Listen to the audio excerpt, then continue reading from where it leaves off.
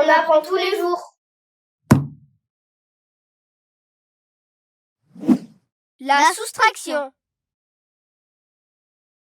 Bonjour les amis. Aujourd'hui, nous allons apprendre à faire une soustraction.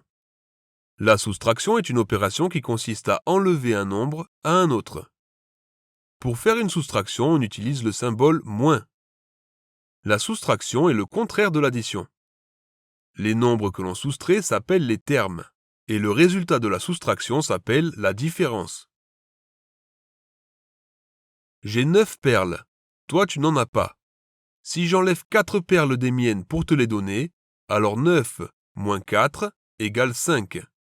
Il me reste donc 5 perles. Pour calculer rapidement, tu dois connaître par cœur tes tables d'addition. La soustraction peut se poser en ligne, pour une soustraction simple qu'on peut calculer de tête, ou en colonne. La soustraction permet de calculer un manque, un reste et une différence ou un écart. Dans une soustraction, l'ordre des termes est très important. On ne peut pas les inverser. Dans une soustraction en ligne, il faut placer le plus grand nombre en premier. On commence toujours par soustraire les unités aux unités. 5 moins 3 égale 2. Puis les dizaines aux dizaines, etc. 20 moins 10 égale 10. 25 moins 13 égale 12. Pour poser une soustraction en colonne, on fait bien attention à aligner les chiffres dans chaque colonne. Une colonne pour les unités, une colonne pour les dizaines, une pour les centaines, et ainsi de suite. On écrit le plus grand nombre en haut et le plus petit en bas. On commence par soustraire les unités, puis les dizaines, les centaines, et ainsi de suite. Lorsque le chiffre du haut est plus petit que celui du bas, il faut lui rajouter une dizaine que nous reportons dans la colonne de gauche pour la soustraire ensuite. Commençons par calculer la colonne des unités. 4 moins 6. Comme le chiffre du haut est plus petit que celui du bas, on lui rajoute une dizaine, que nous posons aussi en retenue dans la colonne d'à côté. Maintenant, on peut calculer. 14 moins 6 égale 8.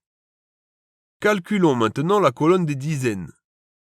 4 moins 3, et on n'oublie pas d'enlever la retenue. 4 moins 3, 1, moins 1 de retenue, 0. Et nous passons à la colonne des centaines. Puisqu'il n'y a aucun chiffre à soustraire dans la colonne des centaines, on la descend simplement. Et la soustraction est terminée. 144 moins 36 égale 108. Nous allons maintenant étudier 3 situations qui vont nous amener à faire une soustraction. Pour calculer un manque, prenons l'exemple d'une trousse qui coûte 8 €. Dans ton porte-monnaie, tu n'as que 5 €.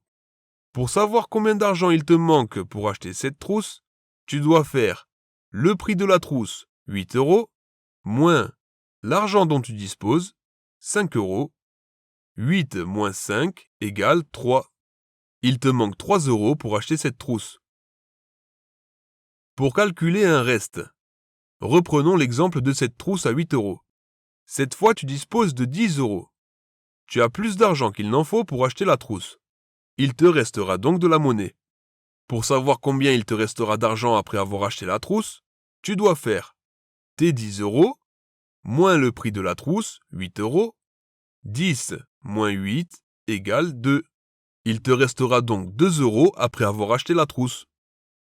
Voyons maintenant comment calculer une différence ou un écart. Prenons l'exemple de 2 villes. La plus proche se trouve à 35 km, l'autre est à 80 km. Pour savoir la différence ou l'écart qu'il y a entre ces deux villes, alors il faut faire la plus grande distance, 80 km, moins la plus courte, 35 km. 80 moins 35 égale 45. L'écart entre ces deux villes est de 45 km.